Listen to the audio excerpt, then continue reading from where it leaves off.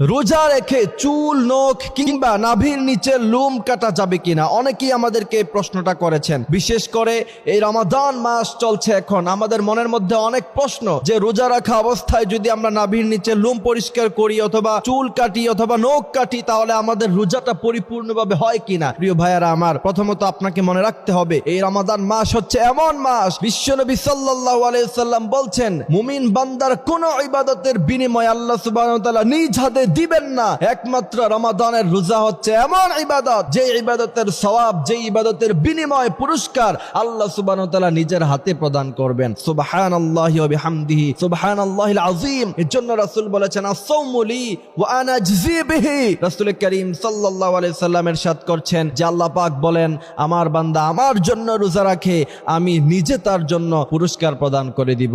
সুবহানাল্লাহ। এজন্য প্রিয় ভাইরা আমার, এই রমজান মাস চলছে, মাসআলাগুলি আপনাকে জানতে হবে। চুল কাটা যাবে কিনা, নখ কাটা যাবে কিনা, অথবা নাভির নিচে লোম পরিষ্কার করা যাবে কিনা। প্রথমত কথা হলো, আপনি যদি এগুলি পরিষ্কার না করেন, বিশেষ করে যাদের নখ খুব বেশি বড়, তাদের রোজা, তাদের নামাজ কিচ্ছু আল্লাহর দরবারে কবুল হবে না। তার কারণ হলো যেই ব্যক্তির নখ বড় থাকে, ওযুর পানি কিন্তু তার নখের গোড়ায় পৌঁছায় না, তার কিন্তু পরিপূর্ণভাবে ওযু হয় না। যদি এই জায়গাগুলি, নখের ভিতরের জায়গাগুলি যদি শুকনা থেকে যায় নখ বড় হওয়ার কারণে, তাহলে আপনি মনে রাখতে হবে আপনার এই ওযু আল্লাহ সুবহানাহু ওয়া তাআলা কবুল করবেন না। আর এমন ওযু দিয়ে আপনি যদি নামাজ আদায় করেন তাহলে সেই নামাজ আল্লাহর দরবারে কবুল হবে না। এই জন্য খুব গুরুত্বপূর্ণ বিষয়, নখ আপনাকে অবশ্যই কেটে রাখতেই হবে। তারপর চুল আপনাকে কেটে পরিপাটি হয়ে থাকতে হবে। চুল যদি আপনি বিশ্রী করে রাখেন, মুসলমানরা এইভাবে চুল রাখে না, অনেক বড় বড় চুল রাখলেন, চুল জীবনে কাটলেন না, আপনি পরিপাটি হলেন না, না, আপনি এমনটা কখনো করবেন না। তারপর নাভির নিচের লোম যদি আপনি 40 দিন প্লাস হয়ে যায় এখনো পর্যন্ত আপনি কাটলেন না, এটাকে বিশ্বনবী সাল্লাল্লাহু আলাইহি সাল্লাম অপছন্দ করতেন। বিশ্বনবী সাল্লাল্লাহু আলাইহি সাল্লাম বলেছেন একজন মুমিনের ফিতরত হচ্ছে 10টি,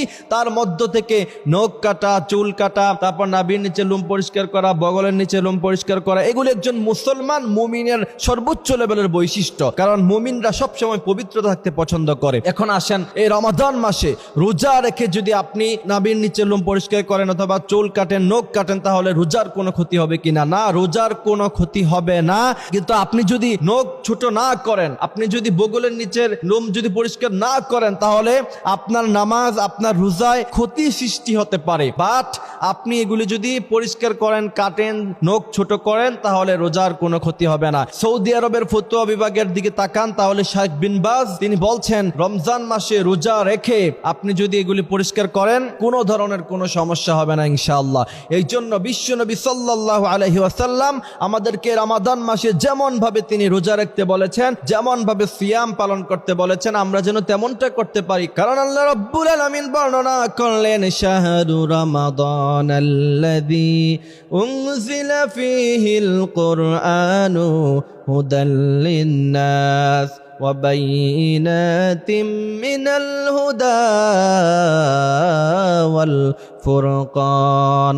আল্লাহ পাক বলেন এই কোরআনকে আমি আল্লাহ সুবহানাহু ওয়া তাআলা রমাদান মাসে নাযিল করলাম। সুতরাং এই কোরআনের যেমন মর্যাদা, এই রমাদানের রোজাগুলিরও তেমন মর্যাদা। সুবহানাল্লাহি ওয়া বিহামদিহি সুবহানাল্লাহিল আযীম। আল্লাহ পাক আমাদেরকে বিষয়গুলি বোঝার তৌফিক দান করুক।